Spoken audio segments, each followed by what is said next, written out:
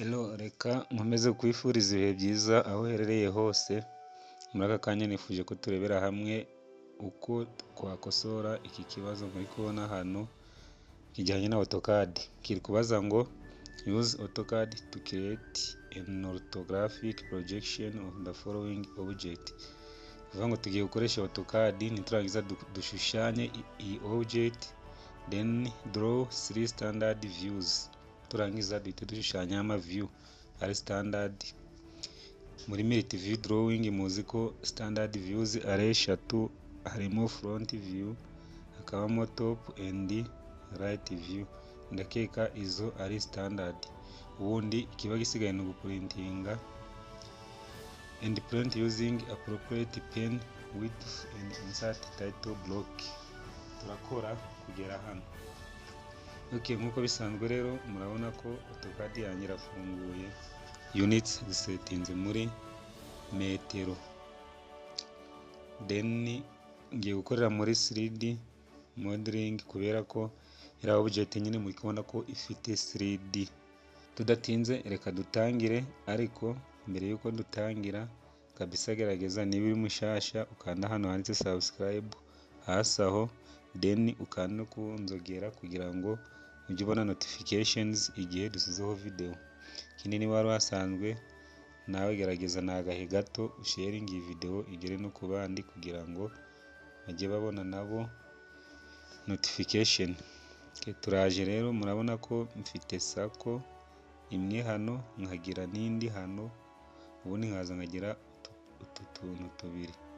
Iyi sako ya mbere ifite radius ya kabiri, then iyi ifite radius ya rimwe. Yana na setinze muri metero, ndaza muri AutoCAD ubundi mfate sako. Nimara gufata sako kubisanzwe nshushanye, then hariya nyihereze kabiri, nkande enter, then nzuminge kugeza igihe ndabonera iriya sako. Okay, ni iriya ni kuri imeze. Then dusubiye hano kuri object, murabona ko kuva hagati ya center imwe ujya mu yindi center harimo 6. Ubwo turaza dufate line, then dufate iyi center. Iyo uri kubona center itari kugaragara ufata shift right click, then center ukayigira on. Then ni inze mfate line, mfate center iriya sako.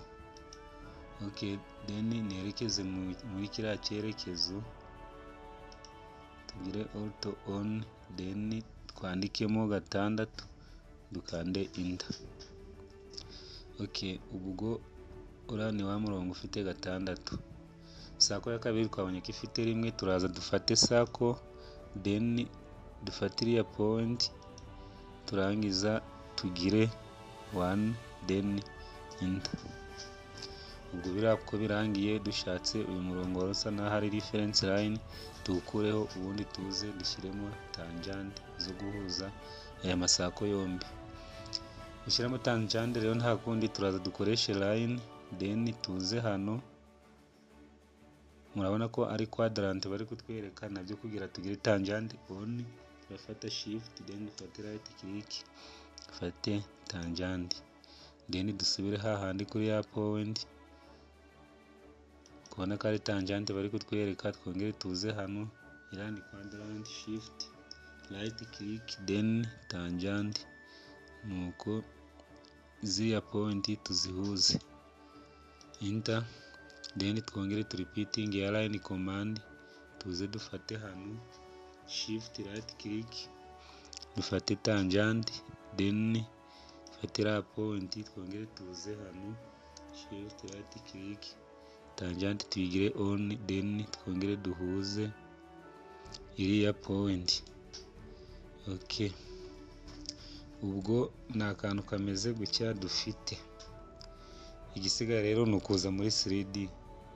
Nkuko bisanzwe ushobora kwifashisha aka kantu kameze nk'akazu hano, but reka tuze hano muri South East Isometric hariya ubundi kabe kameze uko.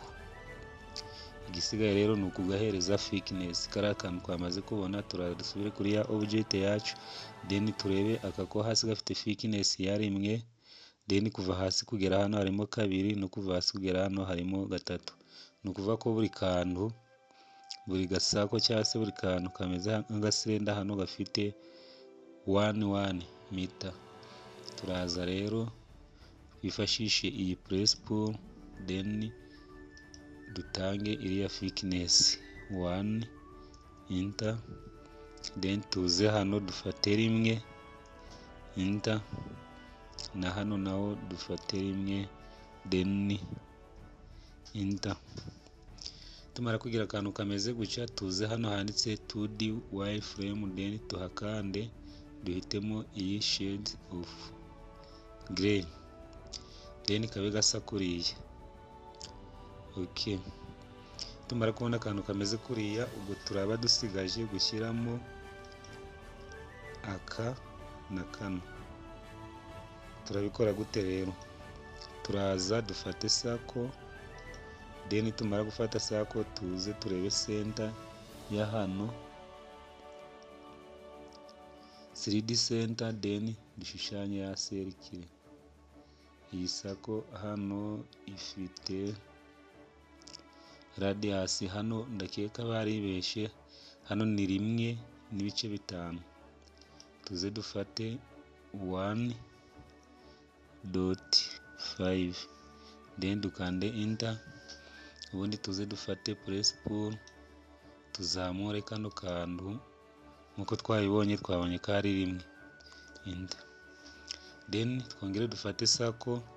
Nitumara gufata sako tuze hano muri 3D center, then hariya iriya sako ndakeka ifite 0.75, tuze twandikemo 0.75, then dukande enter, ubundi tuze dufate press pull, dufate iyi center,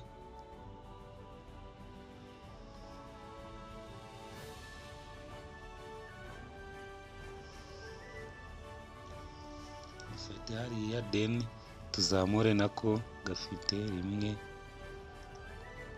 ubundi dukande enter. Okay, iyo tumaze kubikora biriya, murabona ko iyi object igiye kumera kimwe cyangwa se imeze kimwe n'iyi ngiyi. Ubwo dimension zayo ni uko zimeze, ni kuri twamaze kubikora, ni 3D object tumaze kubona.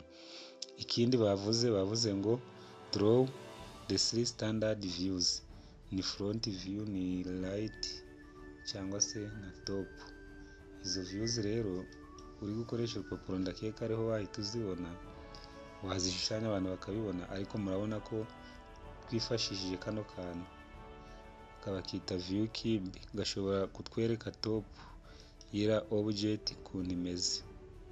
Murabona niba uri gushushanya wenda ukoresheje kompa, iyi niyo top view y'iriya object, kubera ko nyine warebeye hejuru, ubundi ubona. Kadusubire hano murebe gato, niba twarebeye hejuru ni ukuvuga ko turabona hano aha hejuru aho muri kubona hari kuba selected, ubundi niho turabona hano n'aha, ubwo ni inziga, then n'aha tuhabone, twongere tubone hano. Ubwo niyo mpamvu top view ya kariya kantu imeze kuriya. Uramutse uri umunyeshuri ukaba uri gukosora, ndakeka top view wayerekana kuriya. Then dusubiye hano muri surface isometric, twakwerekana na right twifashishije iyi view cube.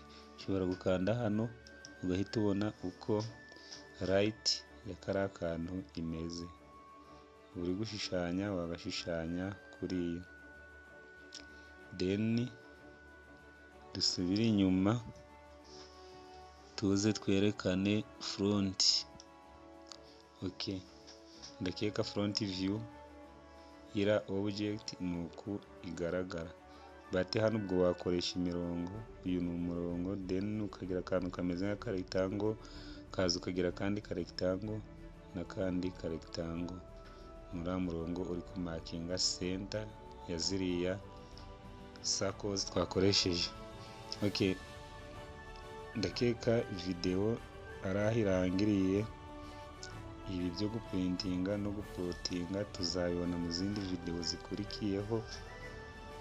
Ubwo icyo njye nari nshaka ko turebaho ni ukuntu twakora object imeze uku, ubundi twamara kuyikora tukareba ngo ese ni gute wareba ziriya standard views, wazibona gute wifashishije AutoCAD. Then waba uri no gukoresha ikaramu ukaba wahita ubishushanya, ariko byaguhaye guide y'ukuntu babibona. Okay, ndagushimiye rero kabisa niba wakoze subscribe cyangwa se ukaba washarinze iyi video, wari usanzwe uri following online class 1 channel kabisa, thank you very much. Naho ubutaha komeza ugubwe neza cyane.